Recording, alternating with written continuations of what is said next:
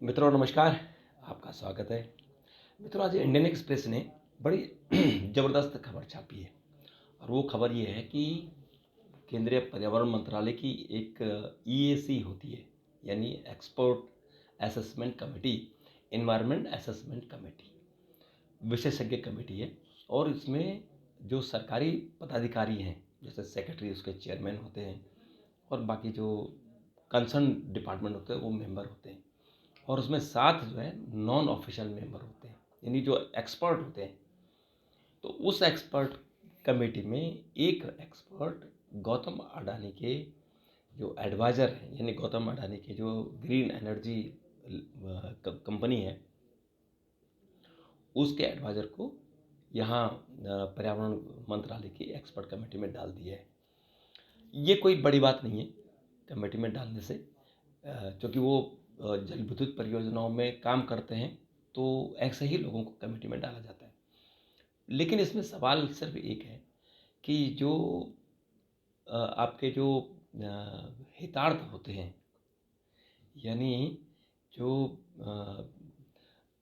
जिस कंपनी के जो कंपनी जल विद्युत और थर्मल पावर, यानी जो आपके कोयला के उससे बिजली बनाने वाले, पानी से बिजली बनाने वाली, हवा से बिजली बनाने वाली कंपनियों के आप मालिक हैं और उस प्रोजेक्ट में आप काम कर रहे हैं, तो उस प्रोजेक्ट में ऐसे लोगों को शामिल नहीं किया जाता जिसके अपने स्वार्थ हों।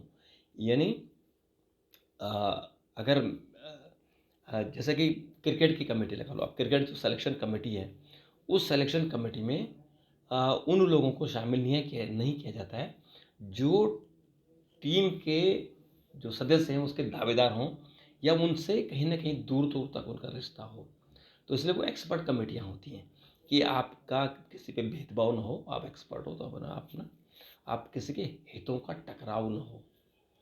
तो इसलिए इस पर सवाल उठ रहा है कि जो पर्यावरण मंत्रालय की ईएसी है उसको लेकर के अडानी के लोगों को क्यों रखा, क्योंकि इसमें अडानी के 5-6 प्रोजेक्ट हैं जिनको ईएसी को जो अप्रूवल देनी है। उसमें एक जो कमेटी है वो है अडानी ग्रीन एनर्जी लिमिटेड की 850 megawatt Raiwada, 1800 megawatt Podakota, 2100 megawatt Patgaon, 2450 megawatt Koyna Nivakane, 1500 megawatt Malsej Bhad Bhorande और 1500 मेगावाट की ताराली परियोजना शामिल है। इन परियोजनाओं को इसी समिति को पास करना है और उस समिति में अडानी की जो ग्रीन एनर्जी लिमिटेड है उसके सदस्य हैं।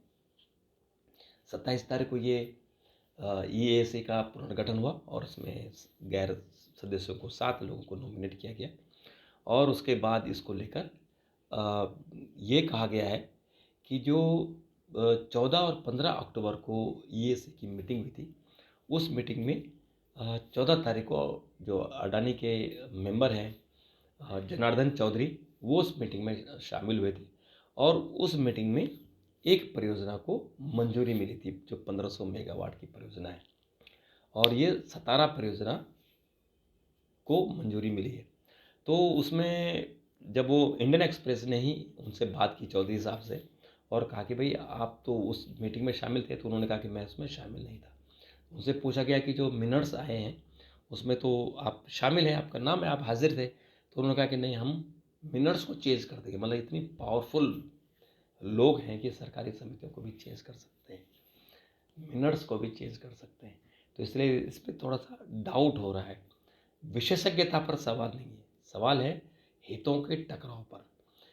जब भी पार्लियामेंट में जो पार्लियामेंट की स्टैंडिंग कमेटियां होती हैं उसमें किसी भी सदस्य को उस समिति का सदस्य नहीं माना जाता जिसका कोई प्रोजेक्ट चला। जैसे मान लीजिए कोई नेता है और वो स्कूल कॉलेज चला रहा है तो उसको कभी भी एचआरडी मिनिस्ट्री का मेंबर नहीं बनाते, या कोई टीवी चैनल चला रहा है, अखबार चला रहा है तो उसको एनबी मिनिस्ट्री का मेंबर नहीं बनाते हैं। ऐसे ही जो कॉमर्स में काम कर रहा है, इंडस्ट्री में काम कर रहा है, उनको वहाँ का मेंबर नहीं बनाते क्योंकि उसमें हितों का टकराव होता है। तो इसलिए यहाँ भी जो कमेटी बनी है उसमें जल परियोजना से संबंधित लोग हैं, तो उसमें उनको शामिल नहीं करना चाहिए था, लेकिन वो शामिल हुए, शामिल किया, तो उसकी आलोचना हो रही है। और कांग्रेस ने कहा है कि जो अडानी के प्रधान सेवक हैं, उनको कर्मचारी ने उन्होंने प्रधानमंत्री को भी कहा है कि ये अडानी के प्रधान सेवक हैं, और अडानी के कर्मचारी को, दयानंद चौधरी को शामिल किया गया है। 1500 मेगावाट की परियोजना को शामिल किया गया है। और उसके बाद जो शिवसेना की नेता हैं प्रियंका चौधरी, उन्होंने भी लिखा कि AGEL यानी अडानी ग्रीन एनर्जी लिमिटेड की जो परियोजनाएं हैं, उसमें आंध्र प्रदेश की 850 मेगावाट हैं, और पैदा कोटा में 1800 मेगावाट, फिर 2100 मेगावाट है, फिर कोयना निवेकेतना में 2450 मेगावाट है। आंध्र प्रदेश में 4-5 योजनाएं हैं, और इसमें हितों का टकराव का उन्होंने मुद्दा उठाया।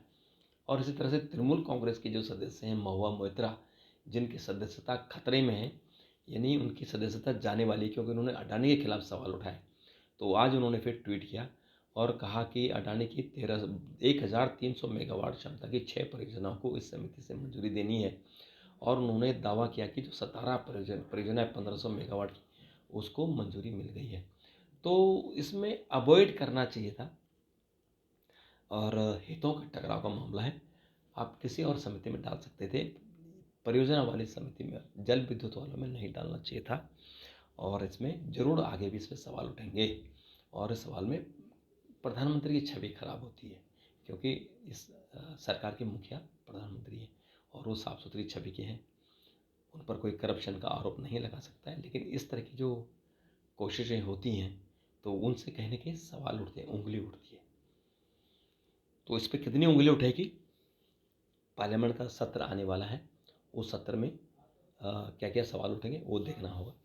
तो मित्रों, अगर आपके कोई सुझाव हो तो जरूर दीजिएगा, चैनल सब्सक्राइब कीजिएगा। तब तक नमस्कार।